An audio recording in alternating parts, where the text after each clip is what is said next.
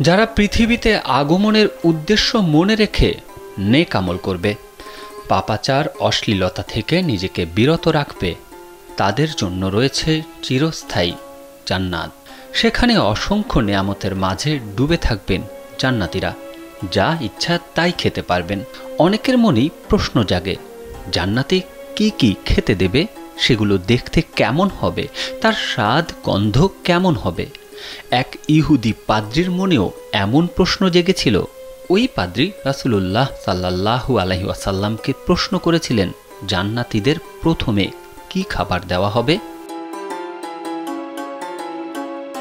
সহিহ মুসলিমের বর্ণনা অনুযায়ী রাসূলুল্লাহ সাল্লাল্লাহু আলাইহি ওয়াসাল্লাম ওই পাদ্রির প্রশ্নের উত্তরে বলেছিলেন, কোটি মানুষের আস্থার ভালোবাসায় 11 বারের মতো দেশের 1 নম্বর রেফ্রিজারেটর ব্র্যান্ড ওয়ালটন।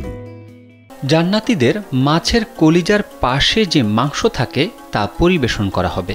ইহুদি আবারও জিজ্ঞেস করলেন, এরপর কি পরিবেশন করা হবে? রাসূলুল্লাহ সাল্লাল্লাহু আলাইহি ওয়াসাল্লাম বললেন, এরপর জান্নাতীদের জন্য জান্নাতে পালিত গরুর গোশত পরিবেশন করা হবে। ইহুদি এবার বলল, খাওয়ার পর পানীয় হিসেবে কি কি পরিবেশন করা হবে?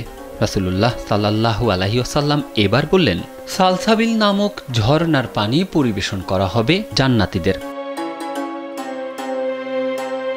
চিরস্থায়ী জান্নাতে মানুষের জন্য কল্পনাতীত নেয়ামত রাখা হয়েছে, তারা যা ইচ্ছা তাই খেতে পারবেন।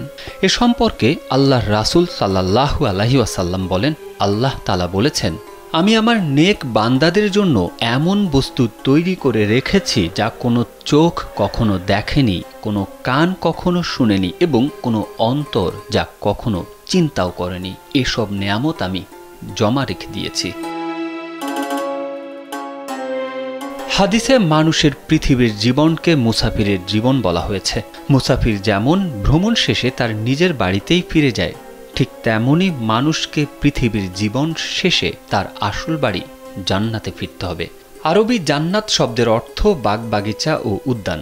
ইসলামের পরিভাষায় জান্নাত বলতে এমন স্থানকে বোঝায় যা আল্লাহ পরকালে তার অনুগত বান্দাদের পুরস্কার হিসেবে দান করবেন। নানা রকম ফুলে শোভিত সুরম্য অট্টালিকা সংবলিত মনোমুগ্ধকর এক বাগান, যার পাদদেশে প্রবাহিত বিভিন্ন ধরনের নদীনালা ও ঝর্ণাধারা, যেখানে চির বসন্ত বিরাজমান। তারেক আহমেদ, কালবেলা।